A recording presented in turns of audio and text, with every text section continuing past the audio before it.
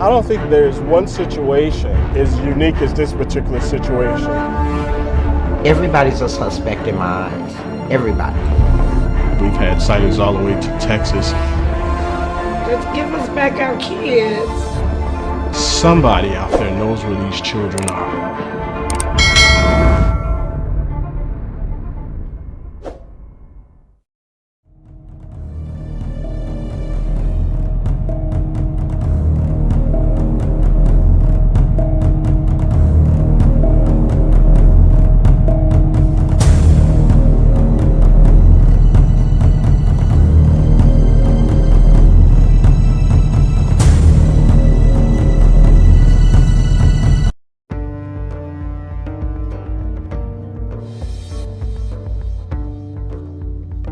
I don't think there's one situation as unique as this particular situation. Chicago police launched one of their biggest searches ever for two missing sisters, just 10 and 3 years old.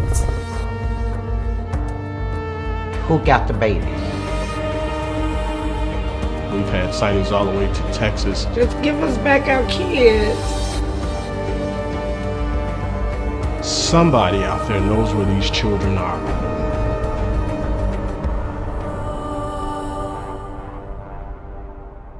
I won't give up.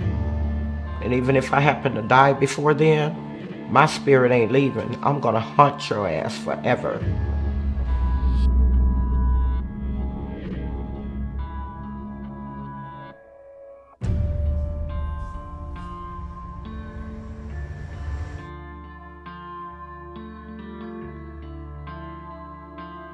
This is the home of Diamond and Tionda. These two youngsters was 3 and 10 years old. This is the area that Tracey decided to bring and raise her family. This is one of the parks where the kids actually played at. As you can see, it's a park within a gated fence community. It's right there where their home is. It's just a short step away from the doorway. But in July of 2001, something happened to these girls. 2 young children have been reported missing from the south side of Chicago. I'll never forget. It's the part I don't like. A beloved friend, he called, he said, Tracey kids are missing. And I'm, what the hell?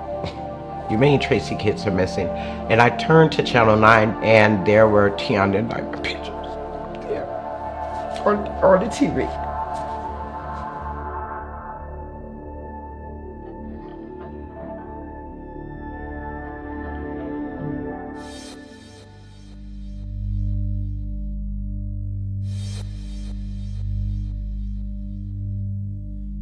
This is Doolittle School.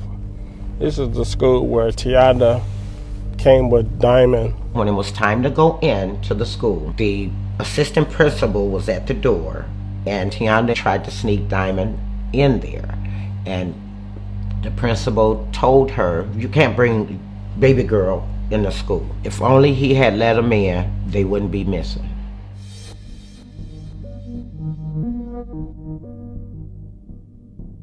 It's my understanding that Tracey attempted to call home to do a well-being check on the children, as she does always.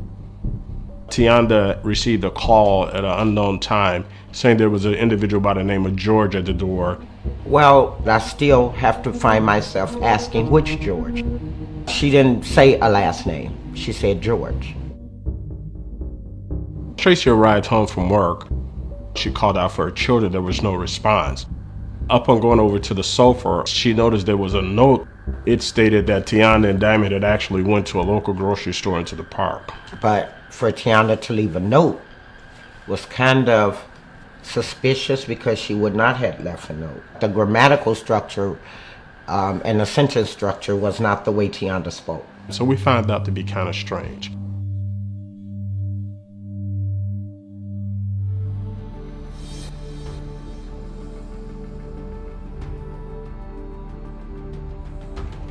Now it's time to put boots on the ground because we have a really serious situation where these two young children are missing for real. Chicago police are leaving no stone unturned in the search for Tionda and Diamond Bradley. To this day, one of the largest searches in the Chicago Police Department in history. They decided to put all hands on deck. They decided to do something that no other law enforcement has ever done, bringing in cadets right out of the Chicago Police Department Academy, searching for these children by air, by water, to determine the fact, where could these kids be? Unfortunately, the girls lived around a lot of folks that were sexual offenders. Let me say, everybody's a suspect in my eyes. Everybody. But there was a sex offender that was actually in the presence of Tionda and Diamond that was an acquaintance to their mom. And I recognized him from the sex offender registry in Illinois. We actually interviewed that individual. Turns out that he was, nowhere around at that time.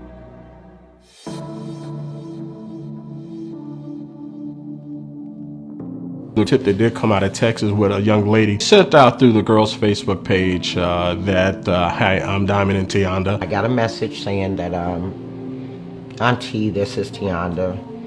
And I'm like, okay. But then the girl started sending pictures of a little baby, saying it was Diamond's baby. We sent the FBI down there to take a closer look at it.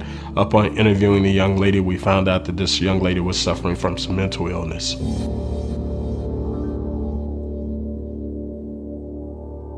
A lot of people can say, I'll pray for you, or I'm sorry, but they don't know how those of us with missing family members feel. If I had to describe hell without the heat, that would be it.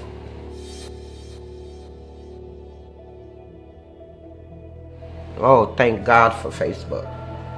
I had put up a post with Tionda's last school photo, and 4 different people contacted me. And these were 3 girls that she went to school with. They stated Diamond and Tionda was down there playing on the playground, and that they did see Tionda walk up to a Caucasian person who had on a trench coat, some glasses, and to this day they wonder why did this white guy in the summer have on a trench coat. But to me, that was vital information that should have been shared 18 years ago.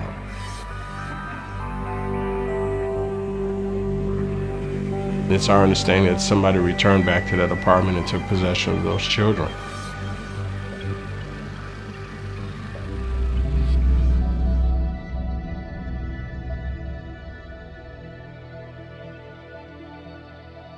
We encourage people from social media to continue to bring in those tips, and we want people to know that they are continue to be anonymous with those tips. We need answers. It's not fair that a family can't even get closure. If they're deceased, don't they deserve a proper funeral? We're not going to stop looking for you. And if it takes my grandchildren to find these children, that's what we're going to do.